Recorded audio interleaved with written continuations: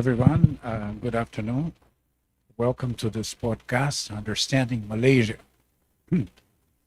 Brazilian relations with Southeast Asia have experienced deep changes in the last few years. Total trade with the region increased by 91% between 2016 and 2021. And in 2023, ASEAN countries absorbed 7.2% of total Brazilian exports, while the members of Mercosur, our traditional partners, absorbed 6.9%. Brazil and ASEAN have been working on an ambitious agenda in the areas of bioenergy, food security, technology, innovation, and environment. Malaysia absorbed 1.2% of Brazilian exports in 2023. It may be a small number, but it's more than what some European countries absorb, like Italy and Portugal, and just a little bit less than exports that went to Germany, that represented 1.7% of our exports. Brazil, in turn, is the destiny of 0.6% of Malaysian sales. Also a small number, but we have to remember that Malaysian flows are concentrated in Asia and in the US, and 0.6% is still more than what Malaysia exported to countries like France or Italy. Despite the positive trade path, we in Brazil and Southeast Asian countries know one another very little.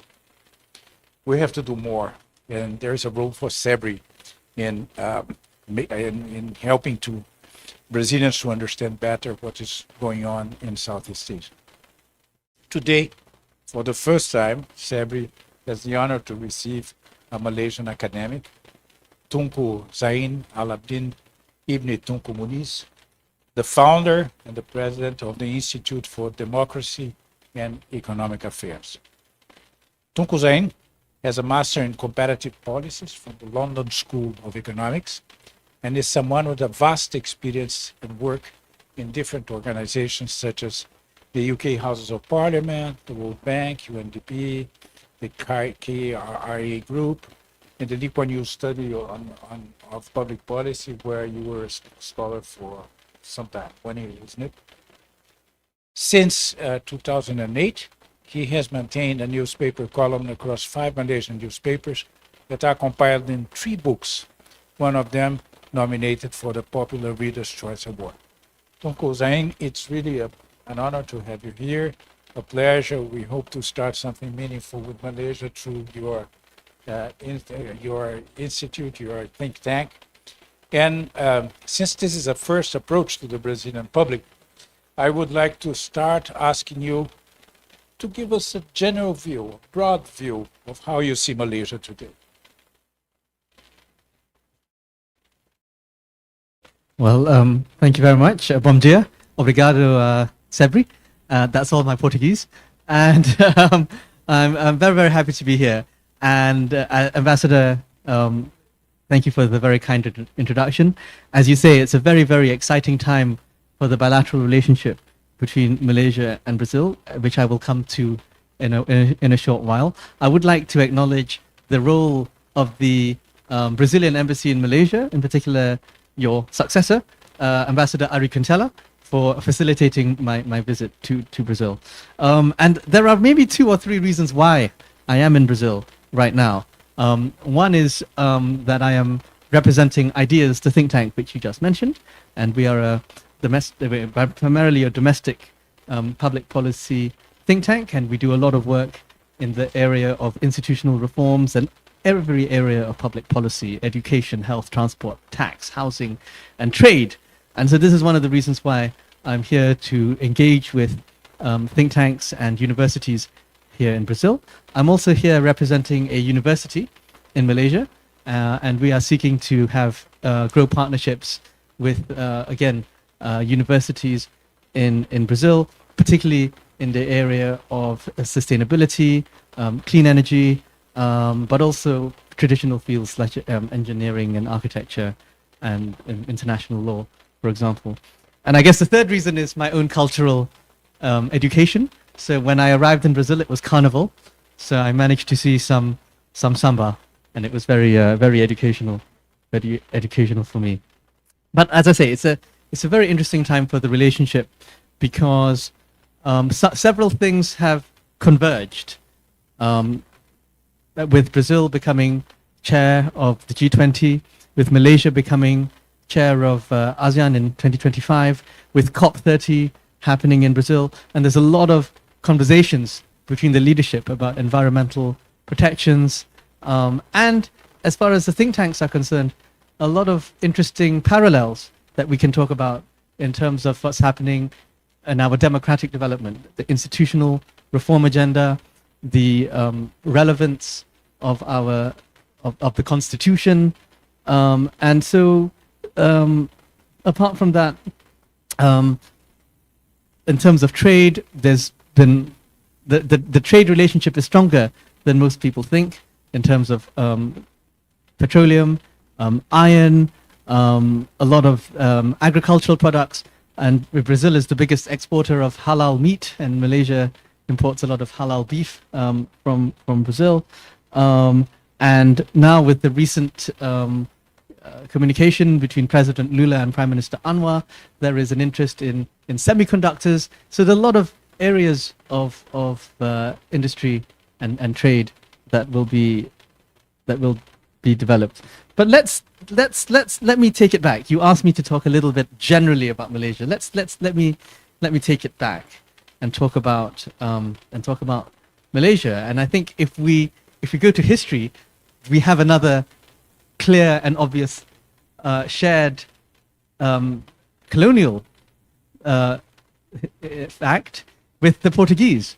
So within 11 years of each other, the Portuguese were in Brazil and then in Malacca. Tomé Pires, the Portuguese diplomat, said whoever has his hands on the throat of Malacca has a power over Venice, such as the trade, sort of the cosmopolitanism and the importance of the Sultanate of Malacca as a trade port, as an entrepot and a polity back in the 15th century. And so that really speaks to why it is that Malacca was known. It was, and it speaks to the economic history of the region, that trade was always key to the economic prosperity of the region, and this is what got the attention of the Portuguese. And so the relationship, the colonial experience, of course, over the centuries evolved, and the Dutch came, and the British came, and this, if you want to talk about the economic history, this again, the arrival of the British had a huge impact both on the economic and institutional development of the country, in which over time, several of the sultanates, the Malay Muslim sultanates, federated together, and the economics was geared towards a colonial economy of rubber. So thank you again to Brazil, because it was a British plan to bring the rubber from the Amazon to Kew in London, and then to Malaya, where subsequently Malaya became the biggest producer of rubber, and then also of tin. And again, this sort of colonial economy correlated with the development of the institutions in the sultanates, in which the traditional institution and the traditional governance of the sultanates was then complemented by British common law, the development eventually and the adoption of the parliamentary system upon independence. And upon independence, the economic situation of Malaysia was, as I described, very focused on the production and export of rubber and tin and other commodities. But at the same time, after the time of the first Prime Minister, there was a more interventionist approach in the economy, and there was a period of nationalization of certain sectors and a lot more government leadership, especially in the production of these commodities, as I say. By the 70s and 80s and 90s, and the arrival of Dr. Mahathir as Prime Minister, this is when you see a real shift towards new industrialization and the creation of automobile industry in Proton, for example, a very heavy look, inspiration from the East to Look East policy, which took inspiration from the industrialization of Japan and how to bring that to Malaysia. You had around this time the development of Petronas, who is here today, the national oil company, and you had throughout accompanying this the sort of really the creation of a new middle class. This is when in the 80s and 90s Malaysia was able to enjoy growth rates of 7 and 8%. And you saw not only a huge industrialization and investment in infrastructure such as new highways and new ports and airports, but as I say, the creation of a new capitalist middle class, which was also ethnically Malay. And this was a deliberate policy of the Prime Minister to create, at the time, a new Malay middle class that would really drive the Malaysian economy. But because the growth rates were so high, 7, 8%, this is also a period of great optimism in Malaysia. And you had the slogan of Malaysia Boleh, or Malaysia Can, which really encapsulated a multiracial belief that the country would become a developed one. And this is when you had the adoption of Vision 2020, the idea that by the year 2020, Malaysia would join the ranks of a developed economy. And so by the 90s, there was a shift, there was an acknowledgement of the IT revolution, and you had initiatives such as the multimedia super corridor. You had all these guarantees about internet freedoms, and in fact, yes, a lot of this idea that Malaysia would have its own Silicon Valley, and this made sense, right? With the manufacture of semiconductors, a lot of more and more skilled industries coming into the country as well. And this is what has, that sort of really epitomized the economy until the mid-90s. Of course, we had the Asian financial crisis after that, and that's, the period when that period of 7-8% growth rates were over by that stage. And this dovetailed, and I think now, if I can sort of segue into the sort of the politics and the relationship between the economics and the politics of the country, because as I mentioned, upon independence, Malaya at the time inherited the British parliamentary system. And so we're a federation like Brazil. And so at the state level, we have elections for the assemblies, and each state has their chief minister. And at the federal level, we have a bicameral parliament. So we have an upper house that is representing the states, just like in Brazil, although with the modification that there's also a lot of appointed senators as well, which now outnumber the ones representing the states. And this is a problem. This is one of the institutional reforms we want to look at. But we also have the lower house, which is elected, just like in Brazil, of equal, theoretically, more or less equal constituencies across the country. And the leader of the largest party in that house becomes the prime minister. And between 1957 and 2018, that was always the same party. Why was that the case? It was the case because, in 1957, the party that sort of successfully negotiated for independence from the British won the elections, and they continued to win the elections. By the time Dr. Mahathir, the one who was prime minister during that period of industrialization and huge economic growth, he always managed to achieve very strong majorities in the parliament. And what did that huge majority do? it enabled over time the concentration of power. It enabled the Prime Minister to be able to concentrate more and more of the executive power within the office of the Prime Minister. And so that this was a time when maybe some of the checks and balances in Malaysia were weakened. So in the Federal Constitution of Malaysia, there are, sections on fundamental liberties and the freedom of expression, and of course the existence of independent institutions, the judiciary, and an acknowledgement of all of these commissions, the election commission, and over time, you had, of course, the institutions such as police and the anti-corruption commission and so on.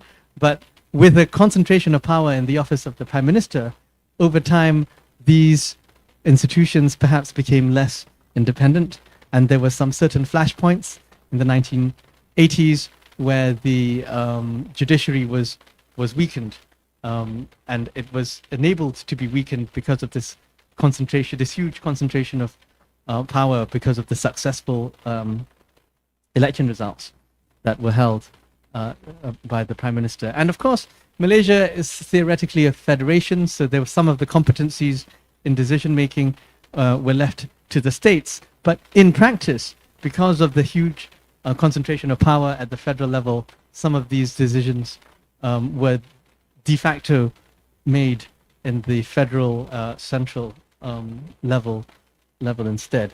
And so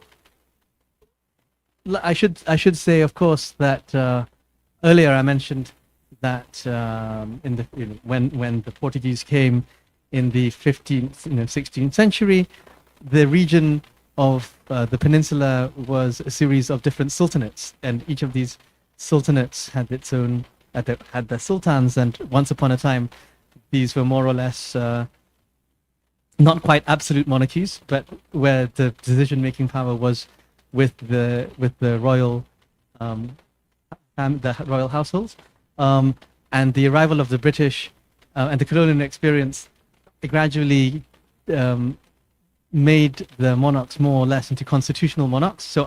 So today, Malaysia is a federation of 13 states. So in 1957, 11 of the states became independent together as a federation, the Federation of Malaya, and these comprised the 9 states with the royal families, and 2 states that were formerly part of the British Strait Settlements, that's Penang and Malacca. But in 1963, this federation had a new, came together with 3 other entities, that is Singapore, Sabah, and Sarawak. And Sabah and Sarawak are on the Borneo side, so across the South China Sea, to create a new country, Malaysia. But in 1965, and this segues into the next part of my lecture, in 1965, Singapore was basically removed from Malaysia in a vote in Parliament. And why did this happen? This happened, the prevailing argument is that this happened because of the racial reasons, because Singapore is a ethnic Chinese majority state, and there was a fear in the rest of Malaysia, and particularly in the peninsula, where the UMNO, the main Malay party, which was in government, felt that there was a fear that Malaysian politics could become overly affected or even dominated by the ethnic Chinese. So let's now talk about this element, this racial element, and we go back to history. Although Malacca was already a cosmopolitan entity in the 16th century, political power was always held by the institution of the Sultanate, which is seen as a Malay and Muslim institution. When the British were the administrators or the colonial power, a lot of migration was encouraged. Although, again, there has been migration for centuries, there was a even more focused policy of migration encouraged by the British. And this led to the in which ethnic Chinese and ethnic Indians, I mean from China and from India, were encouraged to come and work in the tin mines and to work on the rubber plantations. And this altered the demographic makeup of the country to the extent that by 1957, when Malaya received its independence, people were already saying that Malays are no longer the majority in their own country. And although the early politics of the country, represented by the first Prime Minister, Tunku Abdul Rahman, sort of celebrated this multiracial and multi-ethnic and multi-religious identity, it cannot be denied that there were these undercurrents of fear and paranoia as well. And by the 1960s, some of these tensions had become more and more agitated. I think there was this view amongst the ethnic Malay majority community that the ethnic Chinese continued to dominate the economy, and this had to be addressed.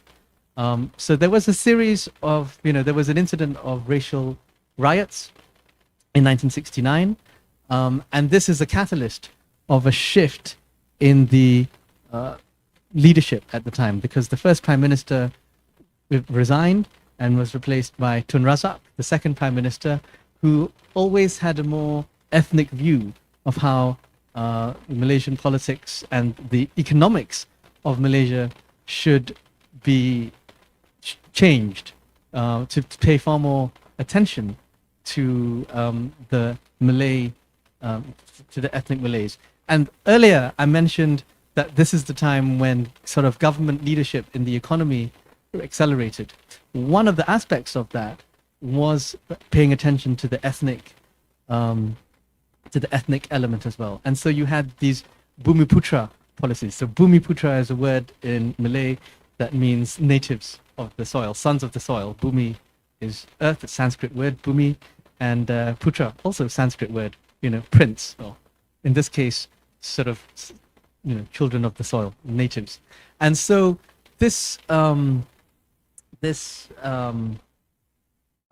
reality meant that over one or two generations, through policies that were perpetuated, especially by the fourth Prime Minister, Dr. Mahathir, that's why a lot of this new middle class was ethnic Malays. And it wasn't just about access to the economy and new sectors, but also things like easier access to university places, for example, or having preferential treatment when it comes to buying houses, for example, the discounts given to ethnic Malays to purchase, to get on the housing ladder. So these are some of the things that took place. And you also had new institutions. I mean, I mentioned Petronas earlier, but Felda, RISDA, so new institutions made up by the government in order to give technical expertise for Malays going into these sectors.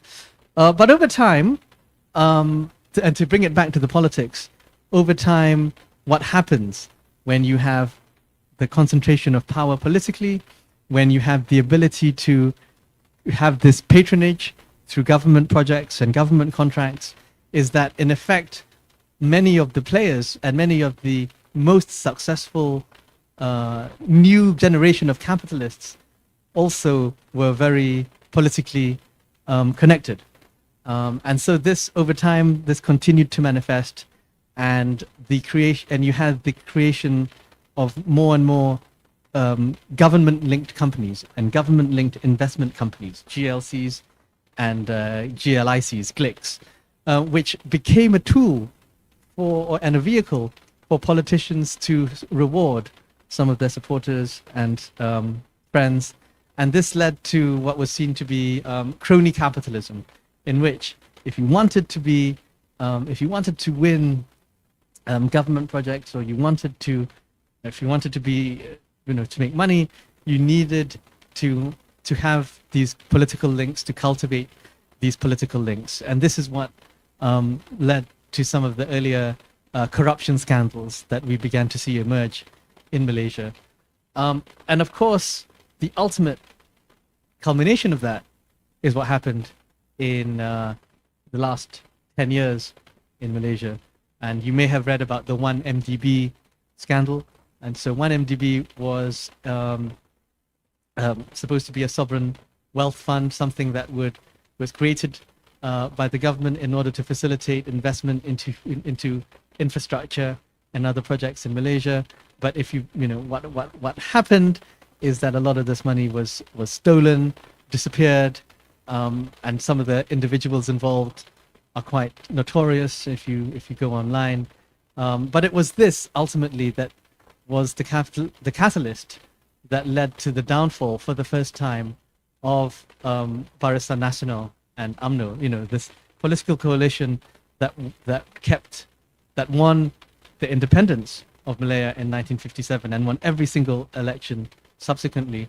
In 2018, this coalition was defeated, and it was defeated in the elections because of the impact that this 1MDB scandal had on many of the institutions of the country, and many people were, civil society by that time. So Ideas, my think tank, is now 14 years old, and it emerged at an interesting time in Malaysian politics where there was a freeing up of the democratic space. And this is when Malaysian civil society, NGOs, think tanks, activists and advocates began to have a more stronger role, and now have continued to grow that role. And it came at a crucial time, because this is when scandals like 1MDB came into the public domain, and it's this group of civil society that was able to talk about these things. And of course, some of the more aggressive, activists were able to coordinate and go out on the streets. So Bersih, meaning clean in Malay, is one of the groups that was able to mobilize tens of thousands of people onto the streets to protest against what was going on.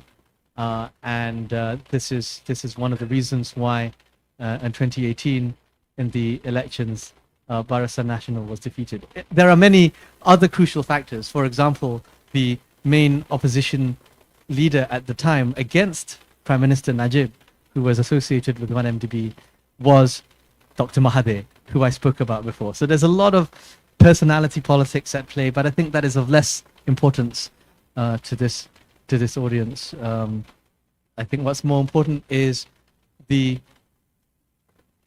realization in 2018 that it was possible to sort of prevent the further destruction of institutions in Malaysia through the ballot box. And there was this huge psychological barrier that was broken down, because for decades, Malaysians were told, if you change your government, the whole country will collapse. But that has now been, that thinking is now defeated. It's already happened in 2018. It already happened in 2022. And for various other reasons, there have been many changes of prime minister and reconfigurations of the political coalitions in between that time, during the time of COVID. But it reinforces the fact that you can have prime ministers change and it doesn't cause the collapse of the country. You can have institutions such as the judiciary, such as parliament, that can continue to run even though there are changes in politics.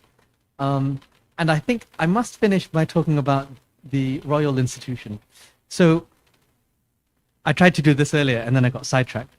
But if you recall that the sultanates were there right from the beginning, and their role eventually evolved from being sort of very much involved in the administration of the states and their kingdoms to becoming constitutional monarchs by the time of independence. But the role has become more important in recent years for two reasons. I think one is where there is more um, there is now more political competition than there was compared to the 80s and 90s. Earlier, I mentioned how in the 80s and 90s, when Dr. Mahathir was prime minister, there were these huge majorities in parliament, which meant that the other institutions were not as relevant, right, or had become weaker.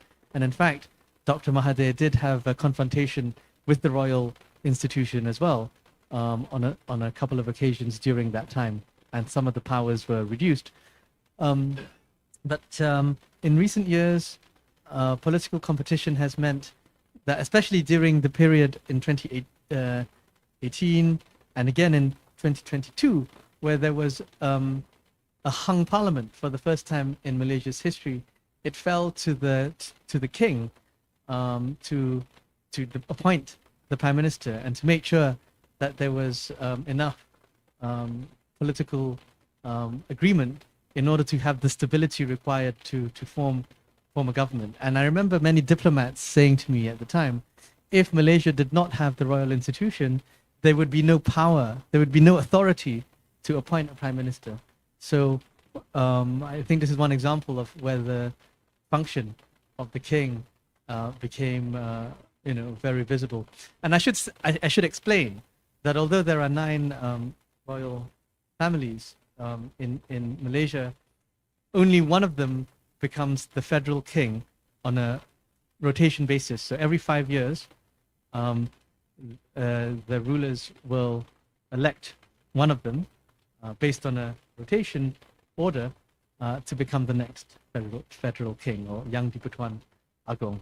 And there was also another role that the royals have had to play in recent times, and that is as heads of Islam. So from the time of again, for centuries, the sultans, the rulers were always heads of Islam within their states. But now, where you have a situation where there is more and more populist use of religion in politics, and you have a party that is explicitly an Islamic party in Malaysia, and you have other parties which are trying to use the language of Islam for political reasons. The role of the royals as a way to moderate some of this populist discourse has become very important. And so, again, I think many Malaysians look to the royal households to sort of protect the multicultural and multi-religious base of Malaysia, while of course keeping to the traditional to the religion of Islam and its practice and the customs and traditions of the Malays as well. So this is an interesting time in the narrative of Malaysian institutions. I think I will stop there.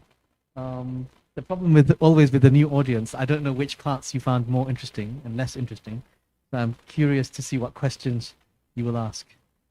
Well, thank you very much. I think this was a deep explanation of Malaysia today and of the history of Malaysia and how society evolved, how the governments, changed and how the government all remained. You see, but let me start asking you a question about democracy and democracy in Southeast Asia.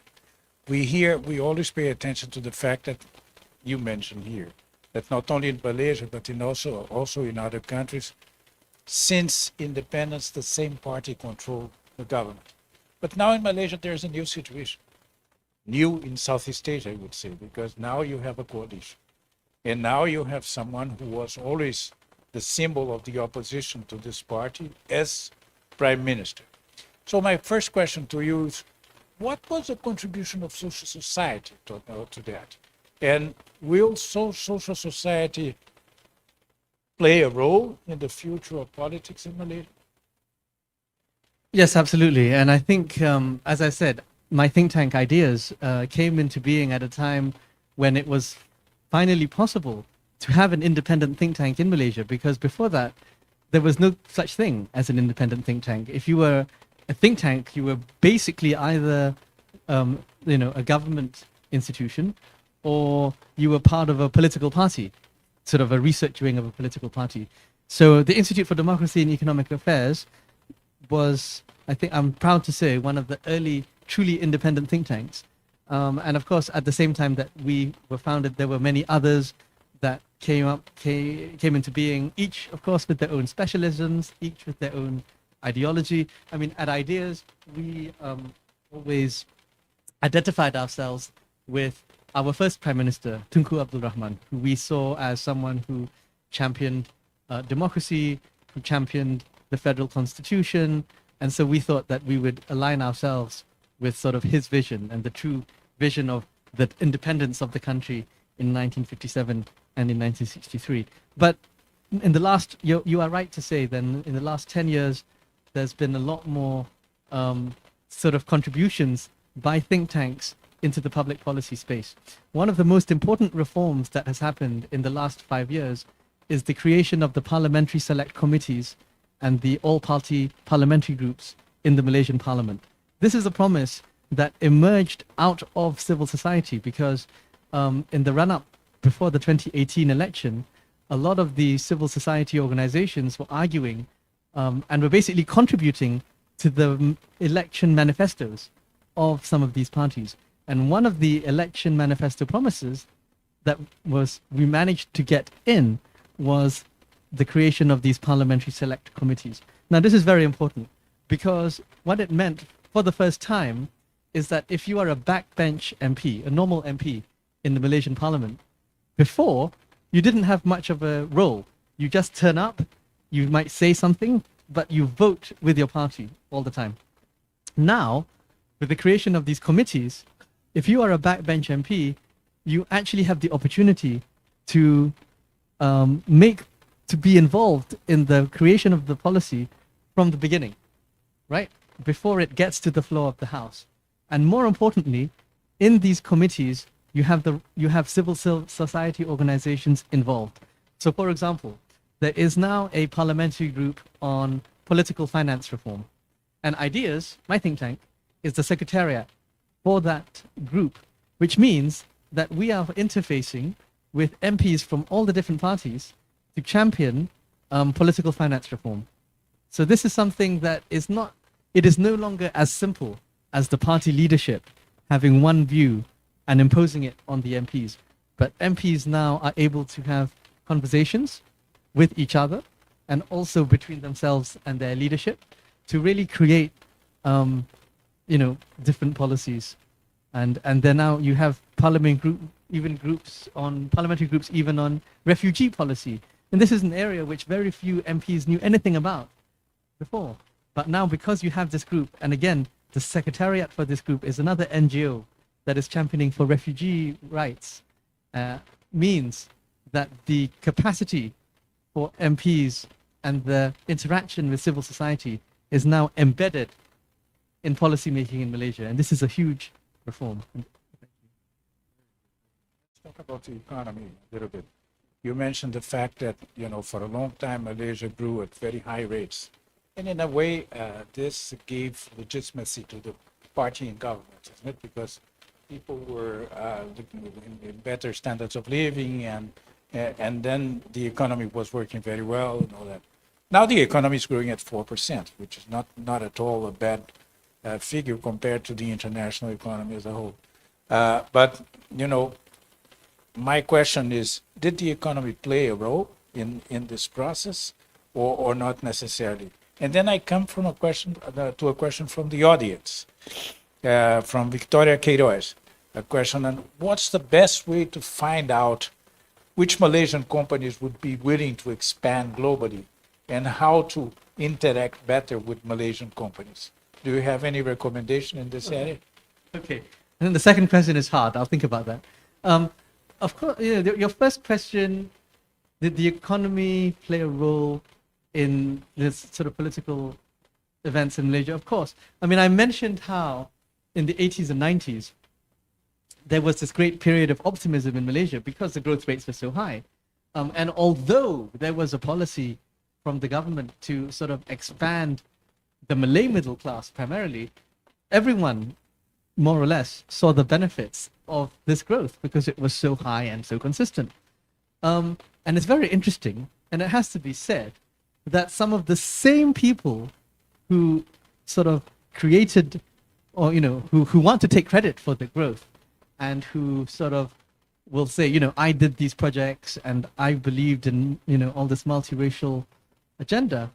The same people, when faced with a bad economy, faced with with lower prospects for growth, these are the same people who will then change their tune and say, we are under attack. We must protect, our group because, others are coming in to take our opportunities. So it's, this is a function of politics, and particularly of populist politics everywhere, right? When you have a tough situation, it is often easy to play the populist card and to blame the other, in society, and so this happens in Malaysia, and again you see these prime ministers and these leaders who you think they're very progressive, they're very inclusive, but when the economic situation goes bad, they will change their minds and they will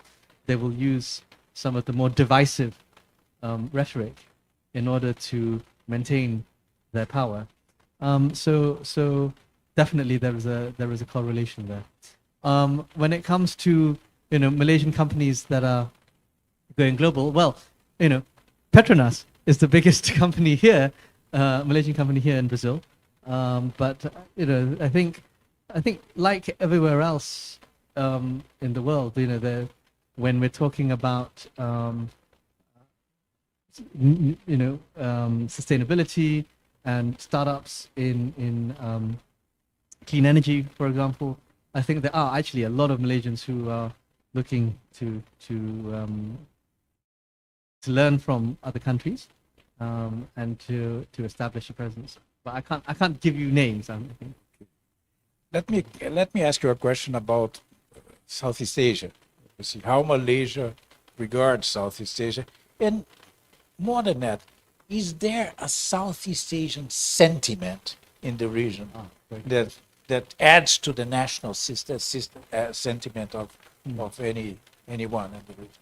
Well, this is very interesting. When I used to, before COVID, I used to travel across ASEAN much more. And I always found that it's in the newer countries of ASEAN, so in the north west, the countries that experienced civil war, that experienced a lot of violence, that experienced genocide. It's those countries which were very much attached to and enthusiastic about the ASEAN project, because they saw ASEAN as a way out of their very violent past and as a way to catalyze, the development of their institutions and to be part of a region. I found that in Malaysia and even the other sort of longer established, independent countries, Singapore, Indonesia, Thailand, and the Philippines, the ASEAN sentiment is less because there is already a very strong domestic sense of identity, right? And already a national trajectory that doesn't really require ASEAN to do anything, right? So I think my sense was back then that ASEAN meant different things to different people within ASEAN, and I remember also being asked a lot of that time whether the classic question is comparing ASEAN and the EU, but it can never be the same because the disparity between the government systems in ASEAN is huge. Between 10 countries, you have communist one-party state, you have absolute monarchy, and you have parliamentary democracy as well. Yes. Whereas in the EU, there's an enormous diversity of political systems. Exactly. So I think now after COVID, and I think everyone in ASEAN, I think we're a bit more realistic about what ASEAN can do, and it's about economics, right? It's about better trade, integration of the economies and of the people. and I think the private sector has a huge role to play. I remember in one of these ASEAN conferences, and they're talking about connectivity in ASEAN, and a businessman stood up and said, you politicians and you diplomats talk about ASEAN connectivity, but the reality is it's the private sector which has facilitated that. In particular, airlines, and the Air Asia is one example, an airline which has created, low cost. It's a Malaysian airline. It's a Malaysian airline, but it was an important point. I think so. What it really drove home the fact that as long as you have the right policies, the right regulatory frameworks, you can let the private sector play a huge role in fostering those intra-ASEAN connections. And let me ask about China. What's the general sentiment in Malaysia? I mean, the government, the average citizen, entrepreneurs. What's the general sentiment towards China? I think the reality is, we're a small country in a highly contested geopolitical space, and so the reality is, we will always have to be friendly to everyone, and the balance between the US and China is something that we have pursued and will continue to pursue. The sentiment, I mean, you will find a range of different sentiments in the populace. I mean, I find it interesting that I have, there are Malaysian Chinese who insist on having nothing to do with PRC. I mean, there's still, historically, of course, they are Malaysians. Well, historically they're Malaysians, but even back in the middle of the 20th century, the alignment of a lot of Malaysian or Malayan Chinese were more likely to be aligned to Taiwan, right? And you had Chiang Kai-shek's pictures all over. So so it was the nationalist rather than the communist. So there is still some residual of feeling there. I think most a lot of Malaysian Chinese come from the Cantonese speaking parts of China now. So this has an impact. But I think the reality is people are pragmatic. I think the reality is for economic reasons there will always be cultivation with the links with China. There is some emotional links. I know many Malaysian Chinese who have now taken an interest, now that the country has opened up, in tracing their ancestry. So their emotional link is still there. But I think for geopolitical reasons and for economic reasons, there will always be this balancing act. And how does Malaysia see itself inserted in the world reality? What do you mean by that?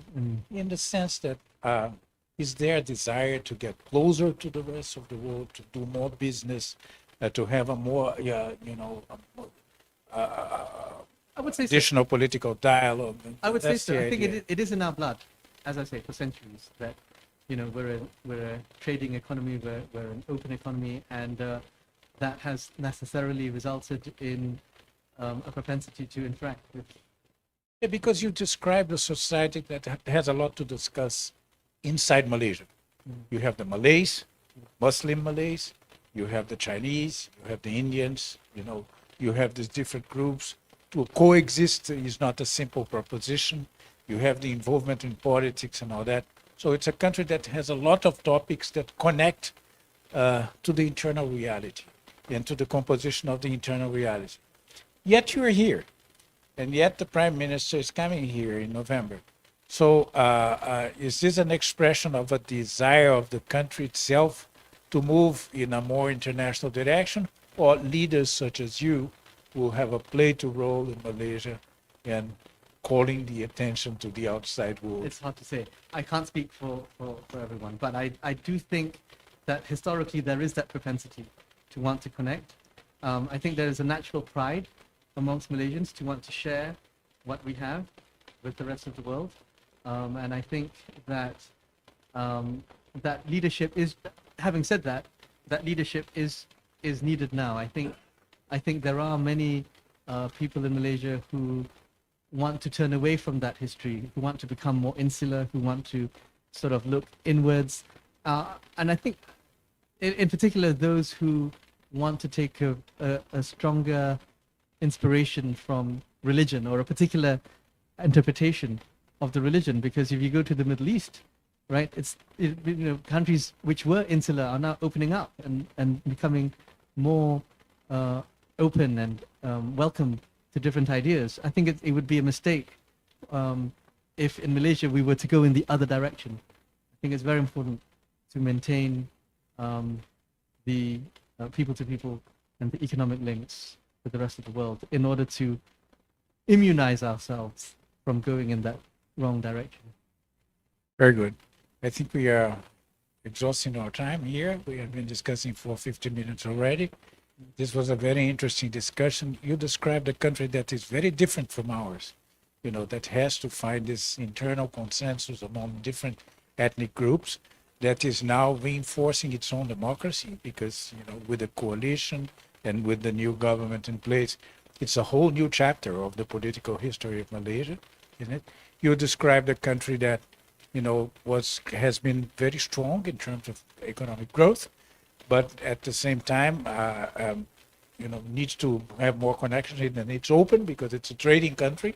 It has been a trading country for a long time. And you discussed the fact that inside Malaysia, there are a number of topics that have gained the force of their own, like the combating for corruption, for example, in view of recent history, but are topics that are very vivid in the minds of Malaysians as a whole, and that occupy very much the political space in the minds of the politicians as well. It's a country that, of course, we need to know more about that. It's just a beginning, your trip to Brazil. I hope that during the visit of Prime Minister Anwar, we will be able to do more and organize more and continue our efforts to understand Malaysia and to understand Southeast Asia, a region that, as I mentioned in my initial presentation, is getting closer and closer to Brazil in terms of trade.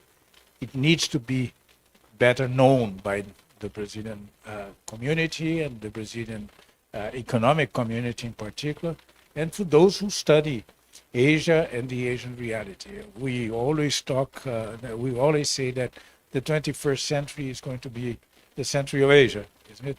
So it's our time, it's our role to try to understand Asia better and insert ourselves in Asia in the best possible way. Thank you very much. Thank you. Thank you. Thank you, everyone. We'll be back with new podcasts and seminars very soon. Keep following CEBRI's announcements because soon we are going to announce new activities, particularly of the Asian group in CEBRI. Thank you very much. Good afternoon.